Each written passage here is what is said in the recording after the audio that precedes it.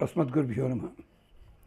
गौतमन्वयसञ्जातं वेङ्कटार्य गुरोसुतं రామానుజార్య సశిష్యం రామానుజమహం భజే. మా తండ్రి గారి పాదపద్మాలకి దాసోహం సమర్పించుకుంటూ కౌసల్యాదేవి రామచంద్రస్వామి వనవాస వేళ ఆశంస చేసిన విధానాన్ని కొనసాగించుకుందాం. నాయన, నీకెప్పుడూ క్షేమం కలగాలి, పాపములు తొలగి దేవతలంతా కూడా రక్షణ కలిగించాలి అని చెప్పే చోట ఒక వేదమంత్రం ఉంది. స్వధాస్తు మిత్రా వరుణ విపశ్చిత. విపశ్చితులు వాళ్ళు దేవతలంతా. ఎవళ్ళు? మిత్ర వరుణ. మిత్రుడేమో పగటిపూట అభిమాన దేవత, వరుణుడు రాత్రి పగలను వేరు చేసే మహానుభావుడు. అలాంటి పండితులిద్దరూ కూడా స్వధాస్తు, ఆత్మధారణ శక్తి మనకి ఇచ్చుగాక, నీకు ఇచ్చుగాక అని ఉద్దేశ్యం. ప్రజావత్ క్షత్రం మధునా ఇహ పిన్వతం. సంతానానికి ఇచ్చినట్టుగా మీ అందరికీ కూడా రాజ్యాన్ని భోగాన్ని కూడా సరైన కాలంలో మధునా ఇహ పిన్వతం, చక్కటి మాధుర్యంతో ఉండేలాగా ఇత్తురుగాక. బాధేదాం దూరం నిర్వృతిం. శత్రువు ఎంత దూరంలో ఉన్నా, రాక్షసు ఎంత దూరంలో ఉన్నా వాళ్ళని బాధింతురుగాక. పరాచై కృతం చిత్ ఏన ప్రముక్తం అస్మతు. మేము యాదృచ్ఛికంగా ఏదైనా పొరపాటు చేసినా, పాపాలు చేసినా అవి తొలగాలి. రాముడు పాపం చెయ్యలేదు, కౌసల్య బాధపడుతోంది. నేను ఏమన్నా పాపం చేశానేమో, అందుకని నీకు కష్టం వచ్చింది, నా పాపం నీకు వచ్చింది నాయన అంటోంది ఆవిడ. అందుకని క్షత్రం అంటే ఇక్కడ చమత్కారం ఏమిటంటే రాజ్యము కావాలి, గృహము కావాలి, సంపద కావాలి, పరివారం కావాలి. ఇవన్నీ కూడా దేవతలు ఇత్తురుగాక అంటూ. ఇక్కడ తమాషా ఏమిటంటే రాముడు మానవావతారమే, దేవతల కోసమే వచ్చాడు. ఇప్పుడు రాబోయే అగస్త్యాశ్రమంలో దేవతా సన్నిధులు, యాగశాలలు అన్నీ ఉన్నాయి.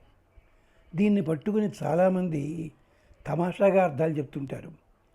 అగస్త్యుల వారు అన్ని గుళ్ళు కట్టి ప్రతి గుడిలోనూ ఆరాధన చేసేట ఆయతనం అని ఉంది అక్కడ.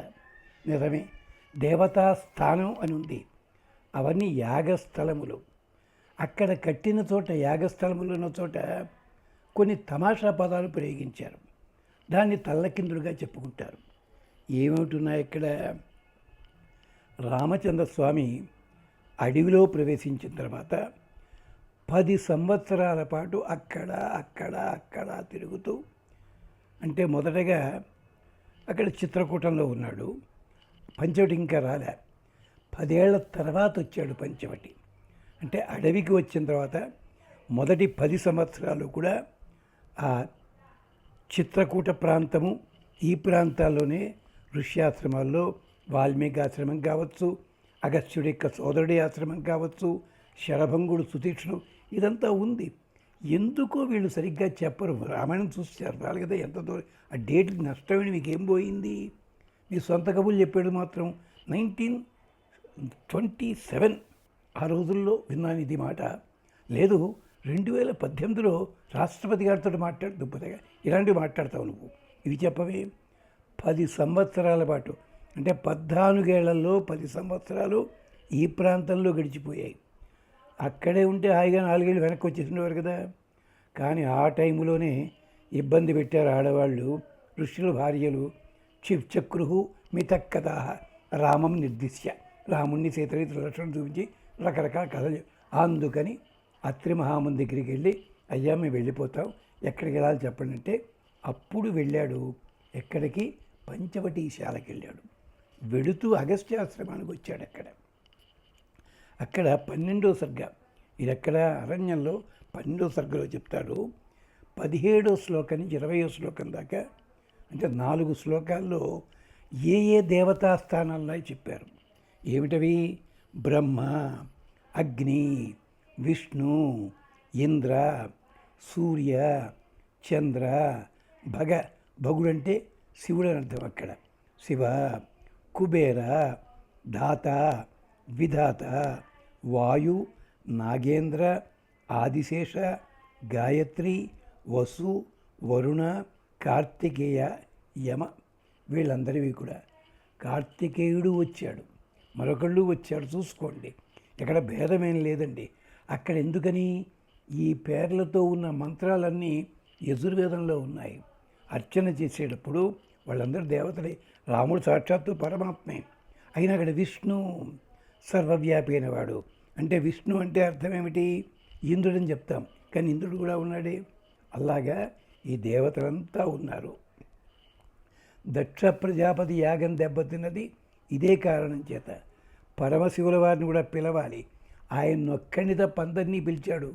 చెప్పారు దేవతలంతా. ఒక వరస ఉంటుంది, ప్రోటోకాల్ అంటారు కదండి. ఆ లాంఛనం సరిగ్గా ఉండాలి. నాశనం అవుతుంది, జాగ్రత్త. వెళ్ళలేదు, పెద్ద మనిషి నాశనమైంది. సరే, ఇలాంటి దేవతాయితనాలే ఉన్నాయి. అంచేత కౌసల్య చెప్పిన ఆశీస్సు ఎంత గొప్పగా, ఇంతమంది దేవతలు కూడా నీకు రక్షణ కలిగించాలి, ఆనందాన్ని కలిగించాలి. అలాంటి వాడివి నువ్వు కావాలి నాయనా అంటూ చెప్పింది. అందుకనే చూడండి, పాపాలు తొలగాలి అంతా చెప్తూ ఇంకో ఆశీస్సు చెప్పింది. ముందు దేవతల పేర్లు చెప్పింది. అదే ఈ స్థానాల్లో ఉన్నారు. మొదటిది ఏమిటి? స్వస్తి సాధ్యాచ విశ్వేచ మరుదశ్చ మహర్షయ, స్వస్తి ధాత విధాత, స్వస్తి పూష భగ అర్యమ. సరిగ్గా ఇవే ఆ స్థానాలు అక్కడ ఉన్నాయి, గమనించండి. సాధ్యులు, విశ్వేదేవతలు, మరుత్తులు, మహర్షులు వాళ్ళంతా. అలాగే ధాత, విధాత, పూష, భగ, అర్యమ, సూర్యుని రూపాలు వీళ్ళందరూ కూడా. వీళ్ళందరూ నీకు క్షేమాన్ని కలిగించాలి. ఆవిడ రాముడు పరమాత్మ, ఇదంతా పక్కనెట్టే పెట్టండి. విశ్వనాథ్ సత్యనారాయణ గారు కౌసల్యదేవి పద్ధతి పాటించిన దాని విధానాన్ని అందమైన శీర్షపద్యంలో చెప్పాడండి. ఆవిడకి వశిష్ఠుడు చెప్పాట, అమ్మ ఇలా ఉండబోతున్నాడు, పరమాత్మ రాబోతున్నాడు నీ గర్భంలో అంటేట, రాజిత రంగనాథ పూజాధురంధర అనుదినమును తలార స్నానమాడును. అసలు గర్భవతులేమో రోజు అని చేయక్కల. రంగపతికి ఆరగింపైన వార్త అంచెల మీద వచ్చుదాకా ప్రాశించదును. రంగనాథుడి క్షేత్రం ఎక్కడుంది? ఆ ఊరికి చివరెక్కడో ఉంది. అక్కడ ఉన్న క్షేత్రంలో రంగనాథుడి స్థానంలో ఆరగింపైన వార్త వచ్చేదాకా వీడు పచ్చి మంచినీళ్ళు ముట్టుకునేది కాదు. పర్వదినములలోన చిరుచాపపైని పండుకొను. గర్భవతి కదా, మంచి హంసదురి కాతల్పం మీద శాంత పంపించిన జరీ చీర ఎంచు 12 దినములు ఆపగిది కట్టే. శాంతాదేవి పంపించింది, పుట్టింటి వాళ్ళు పంపించారు కూతురు, పట్టు చీర 12 రోజులు వదలకుండా కట్టిందిట. గర్భవతులైన స్త్రీలు రోజు లోపల కనీసం 4-5 సార్లు డ్రెస్సులు మార్చుకోవాలి. అప్పుడు పుట్టే పిల్లలకు కూడా శుచి శుభ్రత వస్తుంది. లేకపోతే దిక్కుమాలిన చిరిగిన ప్యాంట్లు మరొకటి ఇలాంటివన్నీ వేసుకోవడానికి పేరుందండి. జీన్సో మరొకటి ఎదురు పాపం అలాంటి ప్యాంట్ ఎత్తుతారు. అంటే ఒకసారి వేసుకుంటే దాని మచ్చలు బురద అదే. ఒకప్పుడు నిక్కర్లు వేసుకుంటే పల్లెటూరు వేదవాళ్ళని తిట్టేవారు. ఈ మధ్య నిక్కర్లకే మీరు షార్ట్స్ అని చెప్పి, అలాగే ఆఫీసు తప్ప అలా ఏమిటి చెప్తా ఉండేది. ఆ చిరిగిన బట్టలు కానీ బెల్టులు ఉన్నవి కానీ ఆఫ్రికాలో వేసుకుంటారు. నడిచి వెళ్ళేటప్పుడు ఆ చప్పుడికి ఏమన్నా చిన్న చిన్న పాములు లాంటివి దూరంగా పోతాయి. అందుకోసం పల్లెటూరులో కింది చెప్పులు ఉండే, అయ్యా చాలా పక్కే పోతాను, క్షమించాలి. అందుకని అలాగే ఆవిడ పంపించింది అరుంధతీదేవి నారచీర దీని మీదే కట్టిందిట. ఎందుకని? ఉన్న చీర తీసేస్తే కూతురికి కోపం వస్తుంది, కట్టుకోపోతే అమ్మవారికి కోపం వస్తుంది. అందుకనే రాముడు కూడా 14 దినములు ఆవిడ కట్టింది కదా, 14 ఏళ్ళు వనవాసంలో ఉన్నాడు ఆయన. కాదంతు మొత్తుకొందురు దాసివాండ్రు వ్రతము భంగమ్ము కాని ఏదో రాణిగారు.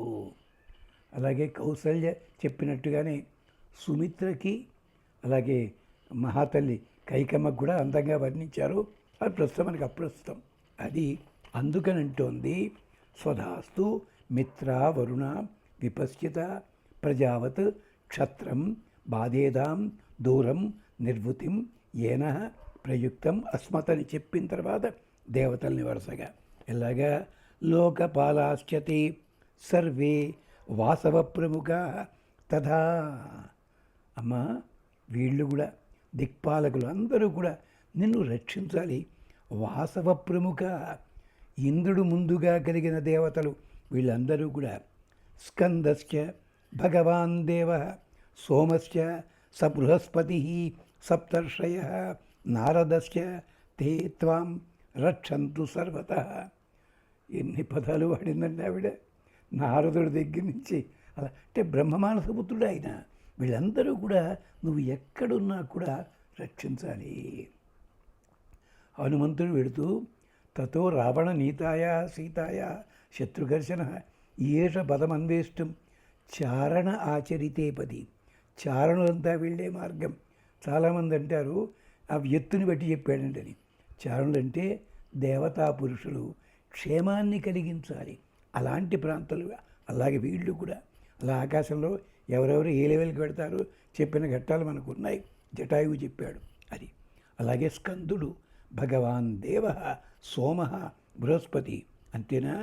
గురు సోమశ్చ సూర్యశ్చ ధనదో అధ యమ తథా పాతు పాంతు త్వాం అర్చిత రామ దండకారణ్యవాసినాం.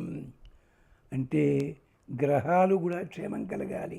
గురుడు సోముడు సూర్యుడు కుబేరుడు యముడు వీళ్ళందరూ కూడా నిన్ను రక్షించాలి. నవగ్రహములు దిక్పాలకులు కూడా. స్వస్థితేస్తు అంతరిక్షేభ్య అంతరిక్షం నుంచి వచ్చే శక్తులు, పార్థివేభ్య పృథివీ సంబంధమైన శక్తులు, పునఃపునః సర్వేభ్యశ్చైవ దేవేభ్య వీటిల్లో ఉండే దేవతలు ఎంతమంది ఉన్నారో అందరూ కూడా ఏచతే పరిపంతిన వాళ్ళు ఆఖరికి నీకు శత్రువులైన వాళ్ళు కూడా నీకు మంచి కలిగించాలి. అదేగా జరిగింది. ఎలాగా విరాధుడు వచ్చాడు, సీతను ఎత్తుకుపోయాట బాబు. మోసపోతున్న రాముడు అన్నాడు, థ్యాంక్ యూ వెరీ మచ్ బాబు, నాకు ఈ మార్గం తెలియట్లేదు అడవిలోను, నీకు బాగా ప్రాక్టీస్ దా, పర్వాలేదు బాగానే పెడుతున్నాం మనం అంటాడు అక్కడ వండిను. కబంధుడు వచ్చాడు. కబంధుడు స్నేహితుడయ్యి ఏమో అక్కడ సుగ్రీవుడు ఉన్నాడు, అవి వెళ్లే ముందు ఒకసారి శబరి ఆశ్రమానికి వెళ్ళి ఆయన మతంగా ఆశ్రమానికి. అంటే శత్రువులైన లాంటి వాళ్ళు కూడా నీకు స్నేహితులయ్యారు, అది విశేషం. అలాగే వాళ్ళు కూడా శత్రువే. మరణించేటప్పుడు అంగదుడిని అట్టే పెట్టి జాగ్రత్తగా చూసుకో వీళ్ళందరినీ అంటూ అట్టే పెట్టాడే అది. అలాగే సర్వలోక ప్రభు బ్రహ్మ భూతభర్త తదర్షయ ఏచ శేషా సురా త్వాం రక్షంతు వనవాసిన. వీళ్ళందరూ కూడా నిన్ను రక్షించి తీరాలి. చూడండి, కౌసల్య ఆశీస్సు పైకి మామూలు మాటల్లా కనిపించినా ఎంత లోతుగా ఉందో, ఎన్ని వేదమంత్రాలు దీనికి వస్తాయో చూడండి. దీనికి వేద సమన్వయం ఇప్పుడు చూద్దాం వరుసగా. ఋగ్వేదం 1వ మండలంలోనే ఋజునీతో వరుణో మిత్రో నయతు విద్వాన్ అర్యమ దేవై సయోష. దేవతలందరూ ఒకే రకమైన ప్రీతి కలిగి రక్షింతుడుగాక. దేవతల కోపం రాలే. ఆదిశేషుణ్ణేమో సొంత తమ్ముడిగా పెట్టుకున్నాడా, మరో పెద్ద మనిషి ఇంకో తమ్ముడు అయ్యాడా, మేము మాత్రం కోతి మహాలేసుకుంటారా అని కోపం వచ్చింది వాళ్ళకి? లేదండి, అందరూ ఒక్కటయ్యారు. ఎంచేత చతుర్విధం ఆత్మానం కృత్వ, తనని తాను 4 భాగాలుగా మార్చుకుని. మనమేం చెప్తాము? ఆదిశేషుడు లక్ష్మణస్వామి, భరతుడేమో శంఖము చక్రమేమో ఈయన మహానుభావుడు ఇలా చెప్పుకున్నాం సరదాగా. కానీ చతుర్విధం ఆత్మానం కృత్వ, నన్ను నేను 4గా మార్చుకుంటా అన్నాడు పరమాత్మ. ఎందుకు రావణాసుడు సాగు ఒకటి సరిపోతుందా? లేదు. మరి ఇంద్రజిత్తుని ఎవడు చంపుతాట? లక్ష్మణస్వామి రావాలి. లవణాసుర వధ ఎవరు చేయాలి? శత్రుఘ్నుడు. శైలుషుడు అనే గంధర్వుడు ఉన్నాడు, వాడిని ఎవడు చేయాలి? అంటే ఈ మహానుభావుడు కావాలి, భరతుడు. అందుకని అలాంటి వస్తాడు ఆయన. రుజునీతి నయతు, కుటిలరహితమైన తిన్ననైన మార్గం లోపల మమ్మల్ని మంచి స్థానానికి నడిపించాలి. నిన్ను వాళ్ళలా నడిపించాలి. దేవై సజోష, రుద్రాదులందరితోటి కలిసి ఒకే మనసు ఉండి, ఇక్కడ రుద్ర అంటే వాయువు. మనకి వైష్ణవ సిద్ధాంతంలో రుద్రవీర్య సముద్భవ అంటే హనుమంతుడిని పీకిదాకా కోపం వస్తుంది. అంటే అతడు వాయువీర్య సముద్భవుడు, అందుకని ఆ మాట వచ్చింది. శివాంశను కూడా ఇలాగ కథల్లో ఉంది, ఉంచండి అలాగా. విద్వాన్, అతడు వీళ్ళంతా దేవతలు ఉత్తమ గతులు తెలుసున్న వాళ్ళు కాబట్టే సుషేణుడు మరొకళ్ళు వీళ్ళంతా కూడా చెప్పారు, అక్కడికి వెళ్ళండే బలంతోట అంటూ ఆయన చెప్తాడు అక్కడ. అది పద్ధతి. మిత్రుడంటే పగటిపూట దేవత, వరుణుడంటే రాత్రి దేవత, అర్యముడంటే విభాగించేవాడు. ఒకసారి వరుణదేవుడిని కూడా విభాగించేవాడని చెప్తుంటారు. ముగ్గురికి వాయువులతో సంబంధం ఉంది. అంచేత వాళ్ళంతా కూడా నిన్ను రక్షింతురుగాక. తే అస్మభ్యం శర్మయంసన్ అమృతా మత్స్యేభ్య బంధమాన అపద్విష. అమృతా తే, అమృత స్వరూపులైన ఆ దేవతలందరూ కూడా విశ్వే దేవతలు. మత్స్యేభ్య అస్మం, మాలాంటి మానవులకి శర్మయంసన్, సుఖం ప్రసాదించండి అయ్యా. అంతేకాదు ద్విషం అపబాధమాన, శత్రువులను దూరంగా తొలగిస్తూ.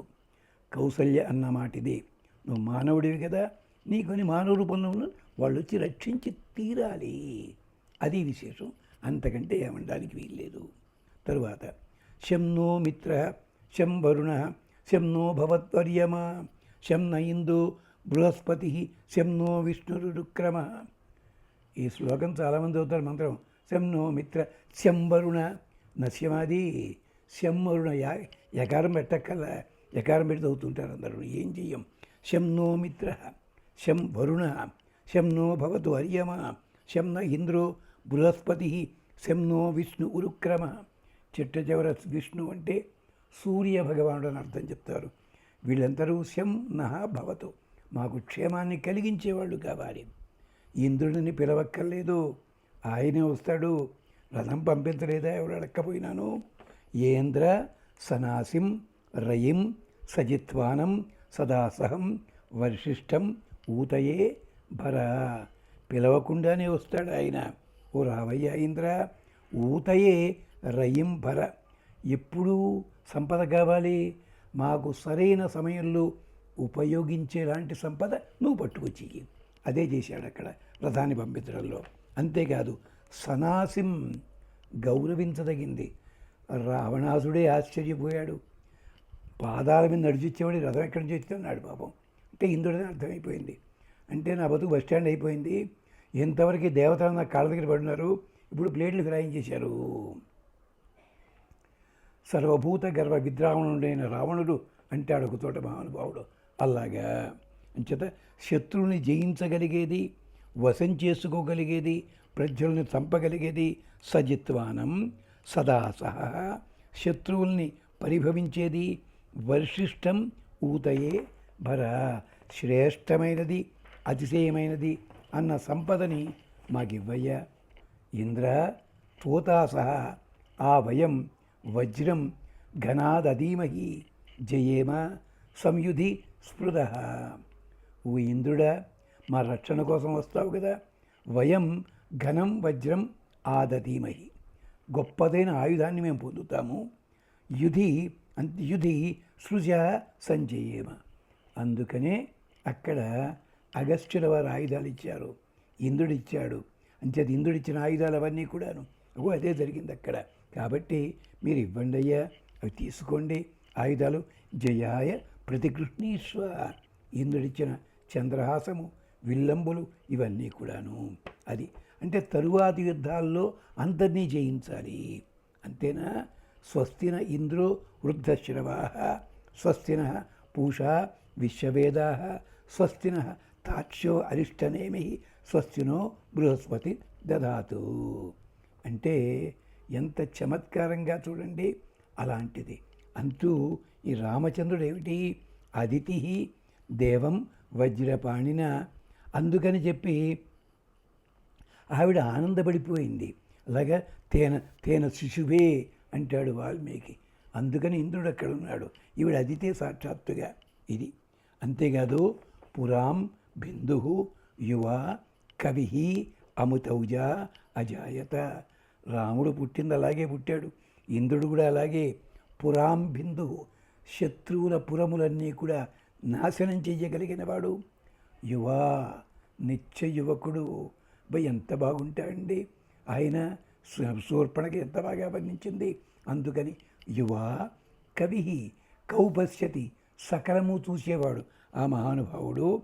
అమితౌజ అజాయత ఇంద్ర విశ్వస్య కర్మాణ దత్త వజ్రీ పురుష్టత. అన్ని యాగాలని కూడా కాపాడేవాడు అంటోంది కౌసల్య అమ్మ. అదే వేదమంత్రాల్లో ఉన్నాయి. ఆ దేవతంతా రక్షించాలి నిన్ను.